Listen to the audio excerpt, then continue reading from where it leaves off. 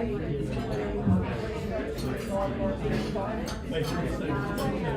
to give him a thumbs up. Good afternoon, Suggested.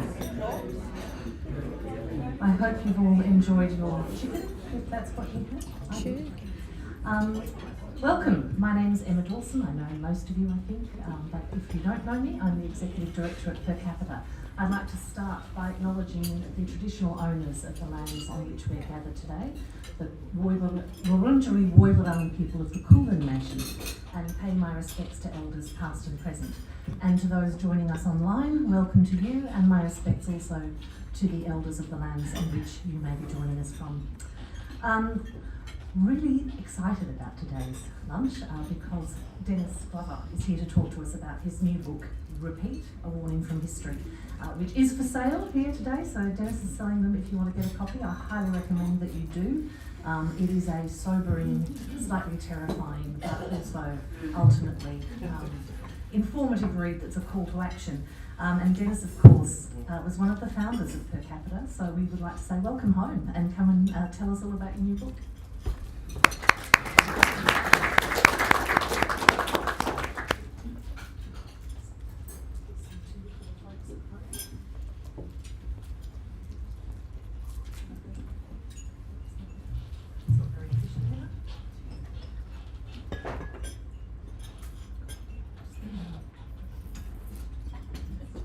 Thank you. It's not every day you get your own personal roadie. When I was at the table just now, Janet McCalman, who I've known for a long time, handed me a copy of her new book, which looks eerily and uncannily similar to mine. And I've noticed that Andrew Lee new book is also red, black and white on the front cover. So our own little red books, dare I say, a new cultural revolution is getting underway. It's great to be back here at Per Capita. It's about 20 years now, I think, to the year since Emma and I formed the research committee that designed the think tank, the good old days. I'm glad to see it survived and thrived, and she and everyone associated with it deserve our eternal credit. Now that's the last you will hear of nostalgia today, because while my subject is the past, it's not the sunny aspects of the past I usually write about in my novels, but the dark, malevolent aspects of it,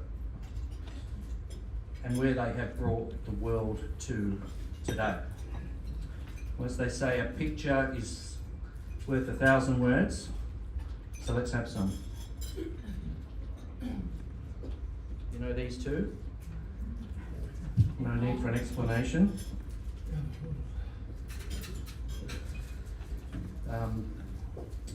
On the left, that of course is 7th of October 2023, a day etched into infamy. And on the right, that's the extermination of the Warsaw Ghetto, maybe the most famous photo of the Second World War. That boy ended up in Majdanek or Treblinka.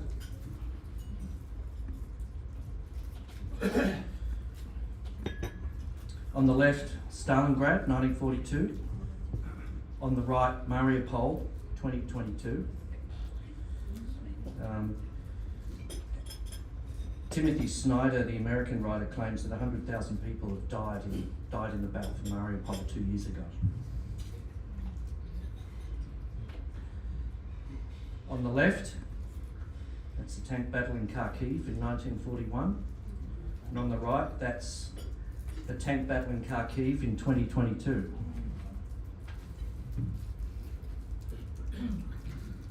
On the left, Yahidna in Ukraine in 2022, when the Russians invaded that town, they established a concentration camp in a huge underground cellar where they crowded hundreds of people in, and 20 of them died, and their names are now written on the walls of that concentration camp.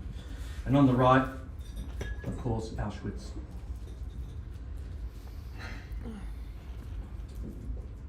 Alexei Navalny, who fell out with Putin. Grigory Zinoviev, who fell out with Stalin. Both murdered, of course. On the left, Hamburg, destroyed by the RAF in 1943. And on the right, Gaza. I guess it could be any one of a number of cities, Kiev, Mariupol, and increasingly, of course, other parts of the Middle East.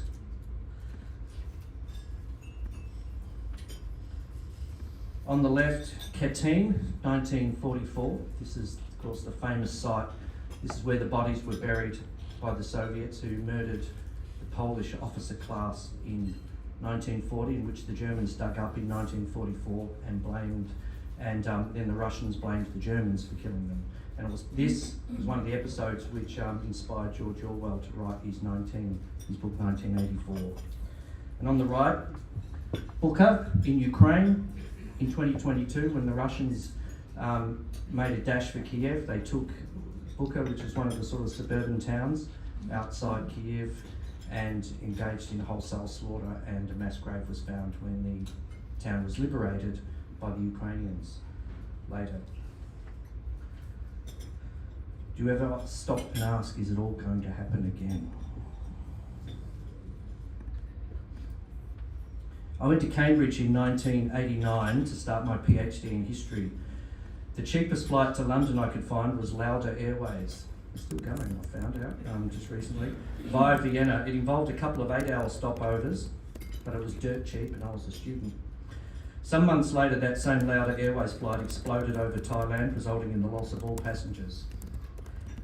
These days, when my kids fly overseas, I'll tell them I'll give them extra money to fly Qantas. Flying directly over London from Austria in the early evening, on that flight, the clouds parted to reveal the site on the left. It occurred to me, now where have I seen this before? It was this picture on the right, though possibly faked by the Nazis, which showed a Heinkel bomber flying over the Serpentine of the Thames during the Battle of Britain in 1940. That's when I realised I was an historian. I had unconsciously adopted the habit of thinking historically. By which I mean I had developed the habit of looking at things and seeing beneath their surface, stripping them of the accretions of time, in the way an archaeologist strips ancient human settlements of tens of thousands of years of silt, wondering what came before. Today, whenever I'm in London, I always wonder how many Londoners look up at the planes passing across the sky and, like me, see the Battle of Britain. Thanks to those German bombers, I can never walk London streets without noticing what isn't there. Or rather see glass, steel and concrete buildings from the 1950s and 60s. I see where sticks of bombs must have fallen, along with the rows of terraces and slums that are no longer there. I've done this sort of thing quite a lot since those days. Most recently, wandering past the House of Commons in Westminster, I visualised Charles I being dragged out on one of the side windows in 1649 and decapitated by Oliver Cromwell's new Republican government. So maybe I could conduct walking tours for the Australian Republican movement. That example is a good reminder of how much things can change in sometimes dramatic and extraordinary ways, proving that the previously unthinkable very often does become reality. I've also done the same here in Australia too, including going back to my hometown of Doveton outside Dandenong and seeing in the bones of its old factories, now sad depopulated warehouses, the remains of a once thriving and proud heavy manufacturing community before it became a symbol of a deindustrialising welfare state. The past is all there if you care to look for it. In my new book, Repeat, I liken this habit of looking into the past to the way, in the movie Oppenheimer, the famous physicist stares into solid objects to see the destructive energy that lies beneath and which underpins the structure of the universe. To me, the past, like atomic particles, is an accumulation of destructive energy that can destroy the world unless it is kept in check. The past is an accumulation of rivalries, mistrust, dispossession, class struggle, massacres, pogroms and wars, which only carefully human-constructed structures and arrangements can keep at bay. Logic tells us, though, that if something can happen once, it can happen again.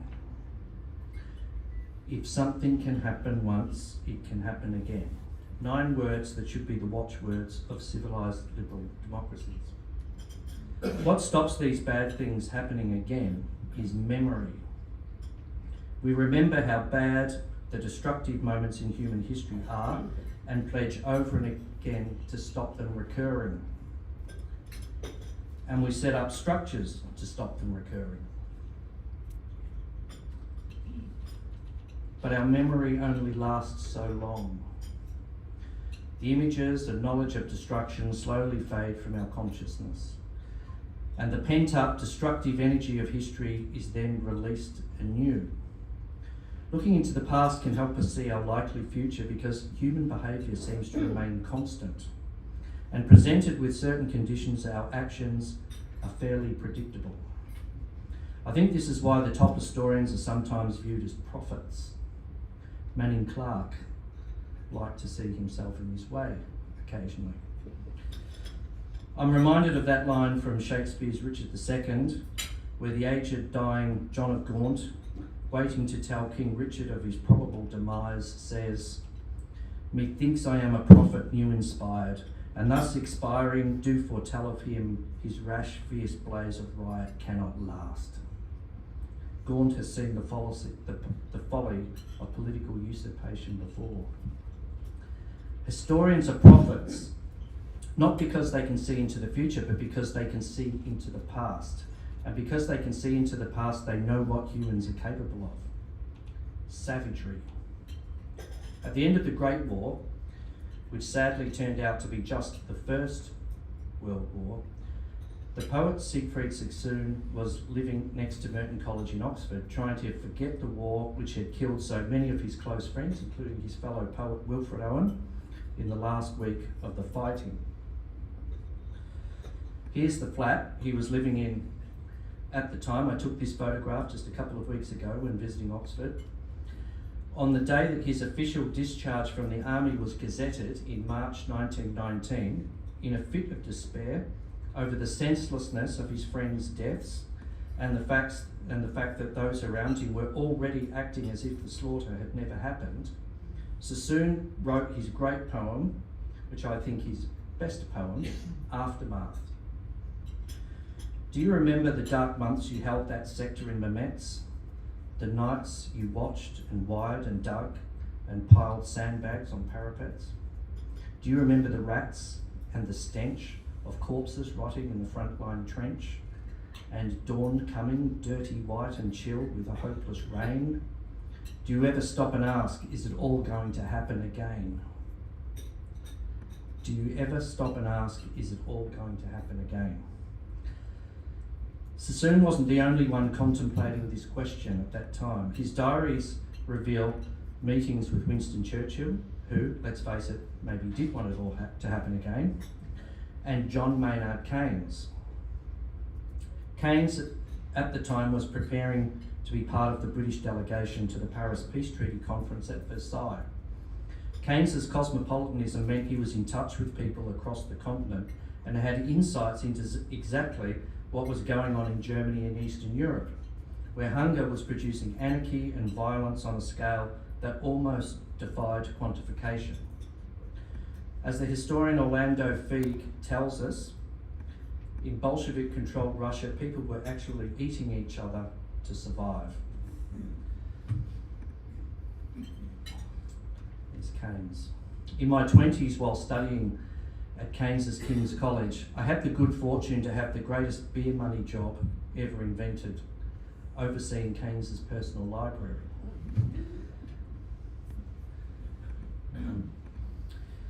And here's a photo of his office, which I took just a few weeks ago, on the right there with the famous Duncan Grant mural on the wall. In addition to being a famous economist, Keynes was one of the great book collectors of all time, with a first edition copy of just about every famous Renaissance publication you could name, including the famous translations that Shakespeare read to produce his great history plays.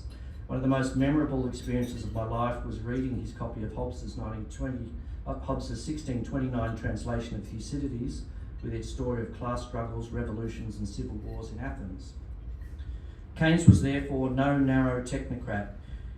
He knew his history, and he knew that democracy and liberty are always dependent upon a certain level of economic equity. That one of the iron laws of history is that extreme inequality always leads to political extremism. Keynes therefore understood that imposing a Carthaginian peace on Germany through the Versailles Treaty would create even more misery and create even more resentment, washing away the fragile structures and facades of European civilization in a wave of populist and nationalist violence. And there's the book that he wrote. Disillusioned, Keynes resigned his job and wrote his classic warning to the world, The Economic Consequences of the Peace, a great read that every contemporary economist and politician should read, in which he as good as foretold what the outcome would be for the world of allowing thoughts of revenge to bleed Germany dry in the aftermath of the First World War. It would lead, of course, to a Second World War. We know what happened. German resentment over the War Guilt Clause, combined with the fact that the German economy and living standards had never fully recovered before being smashed by the hyperinflation, then the Great Depression, created the conditions for populism in the form of Adolf Hitler, who used his racist demagoguery to put the blame on others and demand a new European settlement. Hitler was in many ways a laboratory lesson in what happens when you allow inequality to widen, weakening the fragile bonds that hold civilization together, and allow the hammer blows of economic shocks to smash those bonds to smithereens.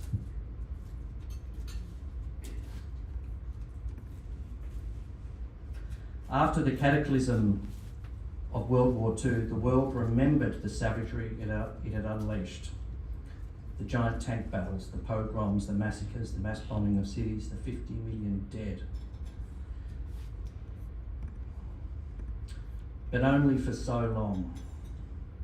Having observed it all, Keynes and others set out to ensure it didn't all happen again.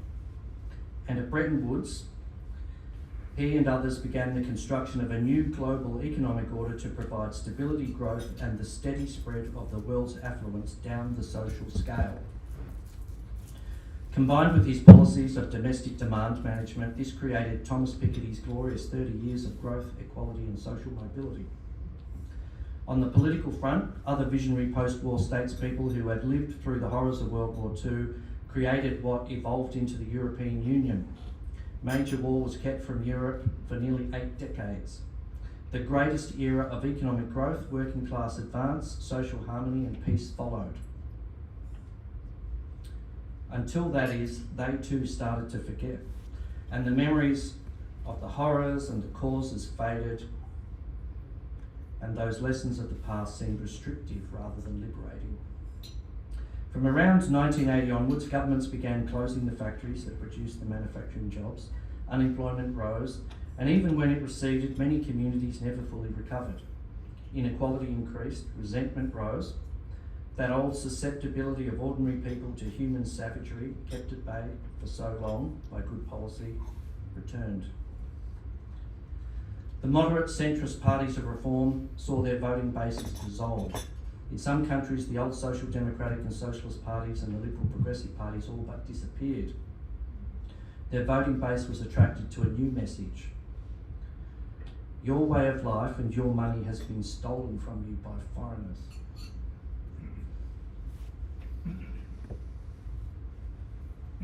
And this eventually led to the rise of genuine populists with no moral qualms about liberal verities like democracy, fairness and verite itself. People willing to declare that immigrants are poisoning the blood of the country, say that they will open mass detention centres and conduct mass deportations of illegal immigrants, that they will root out the communists, Marxists, fascists and radical left thugs. That's a direct quote from Donald J. Trump, by the way. That they will threaten to prosecute and jail their political opponents and destroy the democratic state, that they will politicise the military, as Trump has promised over the last few days, make the election the last one that will ever take place, and stage an attempted putsch to overturn a democratic election. Is it any wonder that in this environment we are witnessing the return too of anti-Semitism? It's maybe worth pointing out that every generation has its excuse for indulging in anti-Semitism, and it appears our own generation is no exception. Well, that was the West. In the East, the collapse of socialism and the scramble to impose pure capitalism almost overnight, and I mean that literally, using a form of economic shock therapy led to replicated scenes from the 20s and 30s. Economic collapse, hyperinflation, economic desperation, coups, chaos, leading to the emergence of a strong man demanding his country's national destiny be fulfilled. Of course, I'm talking about Vladimir Putin. Sham democracy, fascist-style dictatorship, mass arrests, show trials, political murders, wars, all followed. Do you ever stop and ask yourself, is it all going to happen again? I wrote my book, Repeat, in a hurry, in just 3.5 weeks in fact, in a sense of almost blind panic, determined to alert the world to the possibility that what had happened once before might happen again. Well, I was wrong. I was too optimistic in thinking that it could possibly happen again, because it is all happening again already. Not just the ranting, demagogic rallies of Donald Trump with their lies and racism, not just the attempted repeat of the beer hall putsch of 8 November 1923 on the 6th of January 2021, not just Stalin's Moscow show trials of the 1930s returning as Vladimir Putin's show assassinations of today. Substitute Leon Trotsky for Alexei Navalny and you get the picture. Not just the anti-Semitic pogroms and massacres of World War II returning on 7 October 2023. Not just the mass indiscriminate bombings of cities and the unnecessary deaths of tens of thousands of non-combatants in Gaza and now Lebanon and Kiev and other Ukrainian cities. Not just the discoveries of mass graves in towns like Bucha and Hostomel, and not just the return of major land war in Europe, as in Ukraine, where just like in the 1930s, in the Spanish Civil War, the democracies are dragging their feet in arming democracy in the fight against fascism. But in very literal and quite scary ways. A major land battle has been underway in Kursk, site of the largest set-piece battle in World War II over the last month or so. And since publishing my book, mobs in England have gone on the rampage against migrants, driven by the lies that a migrant had killed young girls at a dancing school, attempting at one point to burn down a migrant hostel whilst people were living inside it. Meanwhile, in the US, the man who may become the president for a second time set a whole nation against another group of refugees claiming they were eating people's cats and dogs. It's worth pointing out that in both of these last two events are the very definition of a pogrom based upon a blood libel. So I say to you today, the issue is not that it may all happen again, because it is already happening again. Sassoon's question to us now isn't, do you ever stop and ask, is it all going to happen again? But rather, have you paused yet to realise that it's already happening again? We are already living in the past. We are already living in our nightmare future, which is to say, we are living in our nightmare past. As you may know, I've written much about George Orwell.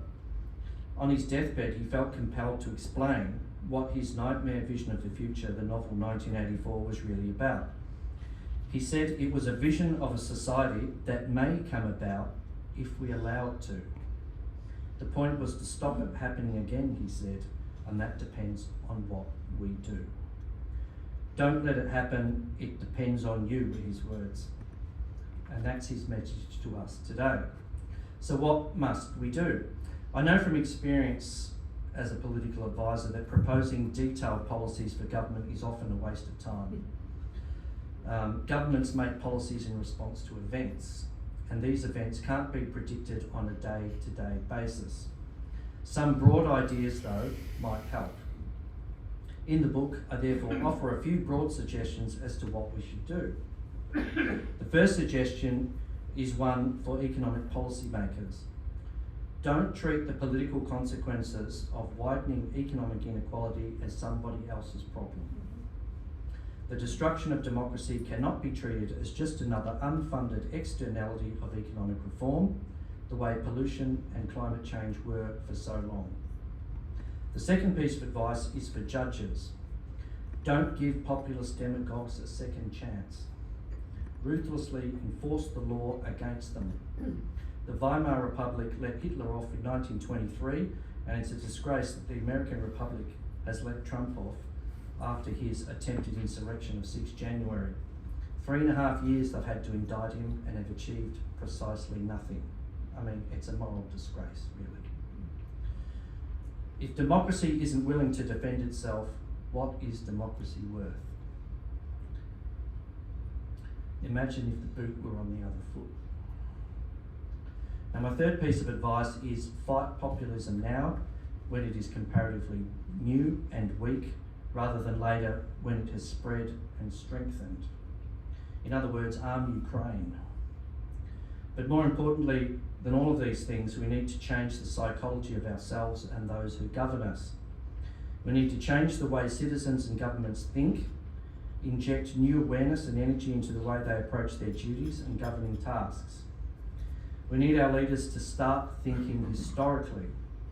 If they can be brought to see how dangerous elements of the past are repeating, they will face events with a greater sense of urgency and seriousness. I think, in short, we need to put away the childish idea that our problems can be solved by a tax change here, a political adjustment there, a nudge to get us to change our behaviour in some small way, and other trivialities. We need to stop thinking managerially, technocratically, and timidly, and start thinking historically.